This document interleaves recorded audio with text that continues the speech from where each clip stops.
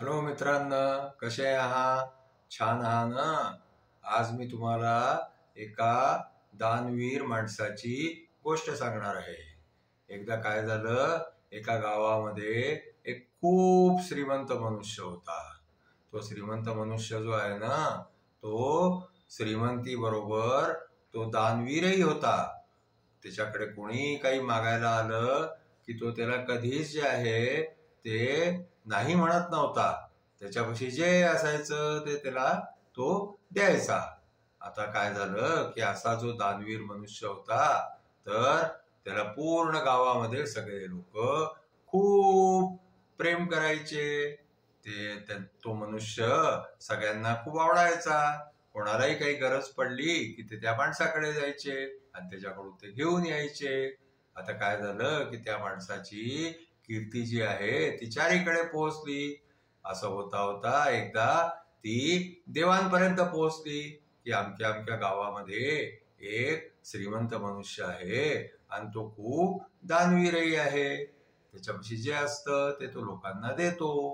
आता काय झालं माहितीये का, त्या देवांच्या राजाने जे आहे ना विचार केला की या माणसाची आता आपण एकदा परीक्षा घ्यावी. याच्यापाशी पैसे आहे म्हणून हा दानवीर आहे की याच्यापाशी पैसे नसले तरी हा मनुष्य दानवीर राहिले. आता काय केलं माहितीये का, त्या देवांच्या राजानी आपलं रूप बदललं.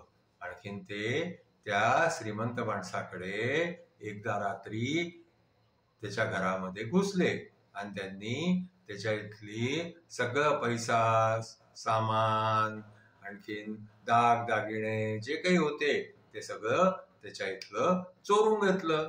आता जेव्हा त्याच्याकडे चोरी झाली तर तो बिचारा श्रीमंत मनुष्य जो आहे तो गरीब होऊन गेला.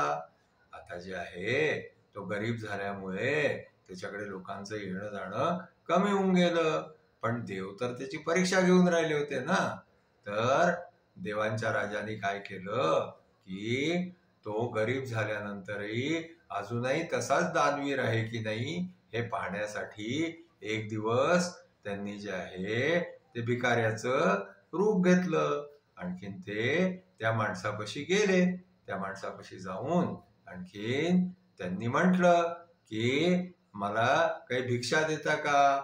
माझ्यापाशी खायलाही नाहीये, माझ्यापाशी घालायला नाहीये, मला तुम्ही कपडे देता का, मला खायला देता का? आता हा जो दानवीर मनुष्य होता ना, हा मनामध्ये विचार करायला लागला की अरे यार, आपल्यापाशी तर काहीच नाहीये. एका काळी तर आपण कोणी काही आलं मागितलं की त्याला देत होतो, पण आता आज तर आपल्यापाशी काहीच नाही राहिलंय. पण कोणी आपल्याकडे याचक आलेला आहे तर त्याला आपण रिकाम्या हाताने तर नाही पाठवू शकत. म्हणून मग काय झालं माहितीये का, त्या दानवीर माणसाच्या थैलीमध्ये एक पोळी पडलेली होती. ती पोळी जी आहे ती त्या दानवीर माणसानी त्या माणसाला, त्या भिकाऱ्याला, जो देवांचा राजा रूप बदलून आला होता ना भिकाऱ्याचा, त्या भिकाऱ्याला त्याने ती पोळी दिली. आणखीन स्वतः उपाशी राहिला. आणखीन त्यांनी जी एक कांबळ पांघरलेलं होतं ते सुद्धा जे आहे त्या भिकाऱ्याला देऊन दिलं.